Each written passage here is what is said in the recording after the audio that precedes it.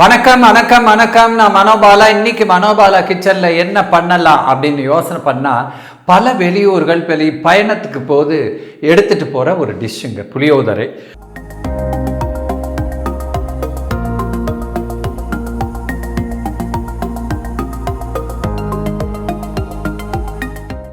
அதுக்கு முதல்ல புளிக்காய்ச்சல் பண்ணணும். புளிக்காய்ச்சல் பண்ணிவிட்டு அப்புறம் ரைஸை நல்ல உதிரி உதிரியாக வர மாதிரி வெடிச்சிட்டு அதில் கொஞ்சம் நல்லெண்ணெய், ஒரு 3 டீஸ்பூன் நல்லெண்ணெய் ஊற்றினா ஒரு ரைஸுக்கு இன்னொரு ரைஸு ஒட்டாமல் இருக்குங்க. அந்த மாதிரி ரெடி பண்ணிக்கணும்.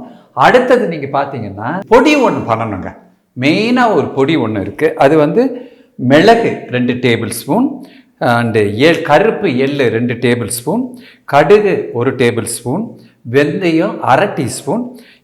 இது பொடிச்சு அரைக்கிறதுக்கு ஒரு பொடி பண்ணுறதுக்கு இது இருக்குங்க. அப்புறம் தாளிக்கிறதுக்கு எண்ணெய், நல்லெண்ணெய் தாங்க. நல்ல மினிமம் 200 ml ஊற்றினா தான் இந்த புளியோதரை மணத்தோடு இருக்கும். அடுத்தது கடுகு, கடலைப்பருப்பு போடுறீங்க, உளுத்தம்பருப்பு போடுறீங்க. அடுத்தது வேர்க்கடலை, நல்ல ஒரு புடி அளவுக்கு வேர்க்கடலை போட்டு எல்லாத்தையும் ஃப்ரை பண்ணிவிட்டு அதோடு சேர்ந்து கருவேப்பிலையும் போட்டுருங்க. போட்டுட்டு நல்லா ஃப்ரை பண்ணி ஒரு எலுமிச்சம்பழ சைஸுக்கு புளியை நல்லா ஊற வச்சுட்டு கரைச்சி எடுத்துக்கோங்க. கரைச்சி திக்காக இருக்கணும். ஆனால் கொஞ்சம் இன்றைக்கி நான் கரைச்சது கொஞ்சம் தண்ணியாக இருக்குது, அதனால் கொஞ்சம் லேட்டாகும். வேறு ஒன்றும் இல்லை, திக்காக கரைச்சா சீக்கிரம் ஆயிரும். அது தவிர இல்லாமல் மஞ்சப்பொடி, மிளகாய் பொடி, நான் காஷ்மீரி மிளகாய்த்தூள் போடுவேன் ஃபார் கலர் பர்பஸ், அவ்வளோதான். இதை போடுங்க. கல் உப்பு போட்டுட்டு அது குக்காயி நல்லா ஃபுல்லாக கிரேவியாக திக்காக வந்துடுங்க. திக்காக வந்த பிறகு இந்த வெல்லத்தை போடணும். வெல்லத்தை போட்டிங்கன்னா தான் அதுக்கு அந்த சுவையை கூட்டி கொடுக்கும்.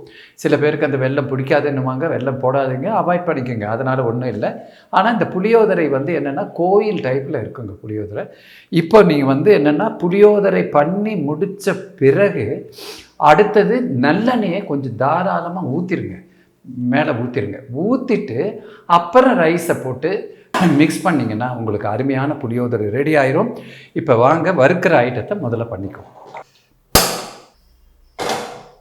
முதல்ல மிளகு போட்டுக்கிறேன்.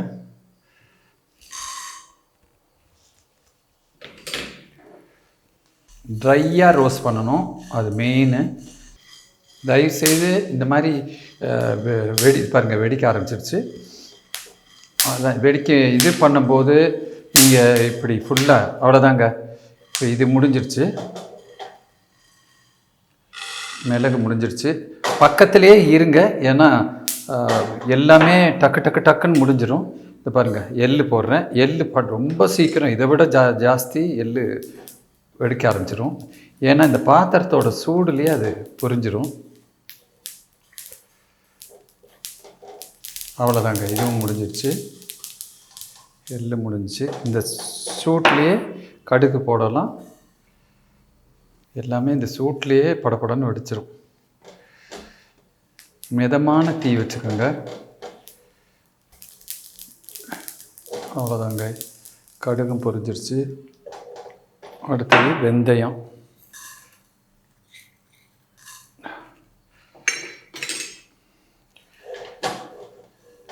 வெந்தயம் மட்டும் கொஞ்சம் ஜாக்கிரதையாக இருக்கணுங்க. எல்லா பக்கமும் ஒரு டோன் மாறுறதோட உடனே எடுத்துடணும். ரொம்ப கருகிற மாதிரி வச்சக்கூடாது. அதே போல் ஜாஸ்தி வெந்தயமும் போட்டக்கூடாது, கசப்பு எடுத்துரும் ரொம்ப. பாருங்கள், இந்த டோன் இந்த ப்ரௌன் கலர் வந்துருச்சுல்ல, அவ்வளோதாங்க. இதுவும் முடிஞ்சிருச்சு. இப்போ இந்த கடாயோட வேலை முடிஞ்சிருச்சு. இப்போ வேறு ஒரு கடாய் வச்சு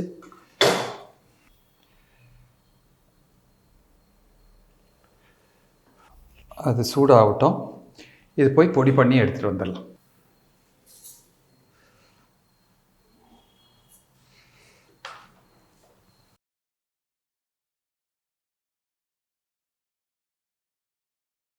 இப்போ உளுந்து போட்டுறேன், கடலைப்பருப்பு, அப்புறம் இந்த கடலை, வரமிளகா பொடி, கருவேப்பிலை,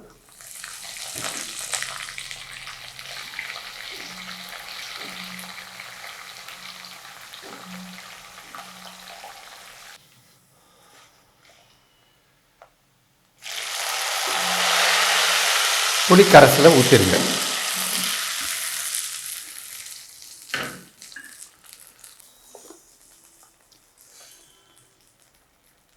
மஞ்சள் பொடி கொஞ்சம் போடுங்க. கலருக்காக காஷ்மீரி சில்லி போடுறேன். பெருங்காயம் 1 டீஸ்பூன். கொதிக்கட்டும். சுண்டி வரணுங்க, அதுதான் இதில் உள்ள முக்கியமான விஷயம். உப்பு, இதுக்கு தேவையான உப்பு.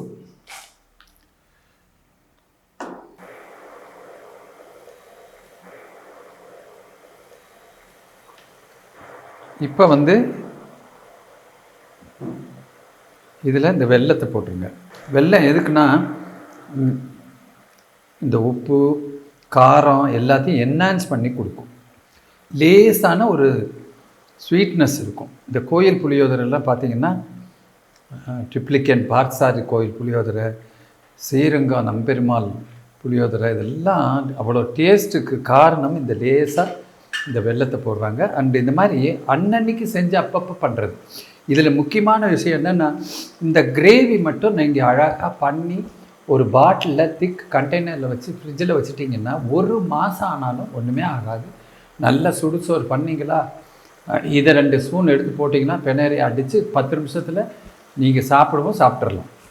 இப்போ இந்த பொடியை நம்ம கொண்டு வந்த பொடி இது இருக்குது பாருங்கள், இந்த பொடியை நான் போடுறேன். 1 2 ஸ்பூன் தான், நான் ஃபுல்லாக யூஸ் பண்ணலைங்க, அது நீங்கள் நல்லா பார்த்துக்குங்க.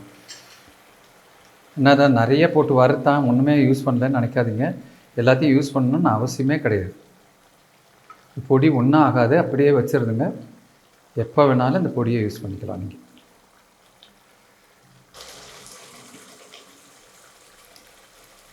இப்போது இதோட ஆக்சுவலாக இது பக்குவத்துக்கு வந்துருச்சு. இப்போ நல்லெண்ணெய் ஊற்றி இறக்கிடலாம். பட் இருந்தாலும் உங்களுக்கு லாங் ஸ்டாண்டிங் வேணுன்னா இன்னும் கொஞ்சம் கிரேவி இன்னும் திக்காகும். திக்காகி அப்படியே பேஸ்ட்டு மாதிரி இருக்கணும். எப்படி புளியை பேஸ்ட்னா எப்படி இருக்கும், அந்த மாதிரி இருந்தால் இன்னும் கொஞ்சம் நல்லாயிருக்கும். பாருங்கள், எண்ணெயெல்லாம் பிரிஞ்சு வந்துருச்சு பாருங்கள். நம்ம போட்ட அந்த 200 ml எண்ணெயெல்லாம் பிரிஞ்சு வந்துருச்சு. அதனால் அந்த ஒரிஜினல் பச்சை ஸ்மெல்லு எல்லாமே போயிடுச்சுன்னு அர்த்தம். இன்னும் கொஞ்சம் கருவேப்பிலை போடுறேன், பச்சை கருவேப்பிலை.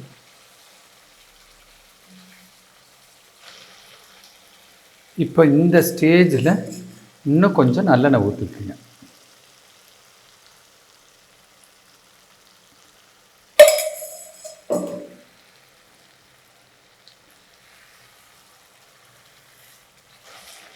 அவ்வளோதாங்க, ஆஃப் பண்ணிடலாம்.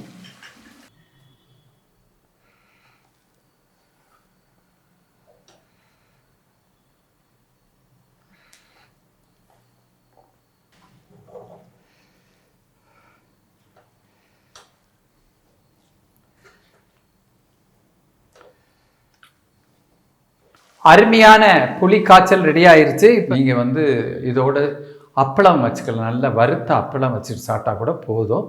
இல்லை வேறு ஏதான ஒரு பொரியல், நல்ல டோஸ்டட் பொரியல்னு சொல்லுவாங்க. அதாவது உருளைக்கிழங்கு டோஸ்ட்டு அல்லது கூட்டு வகைரா இதெல்லாம் வச்சு சாப்பிட்டிங்கன்னா ரொம்ப நல்லாயிருக்கும். இல்லை வெறுமனையே நீங்கள் சாப்பிட்டிங்கன்னா கூட அவ்வளோ அருமையாக இருக்குங்க இந்த புளியோதரை. எப்படி கோயிலில் நம்ம அப்பளம்லாம் கொடுக்குறாங்க, வெறும் தொண்டையில் அதை இதுதானே கொடுக்குறாங்க, அந்த மாதிரி சாப்பிட்டா கூட நல்லா இருக்கும்.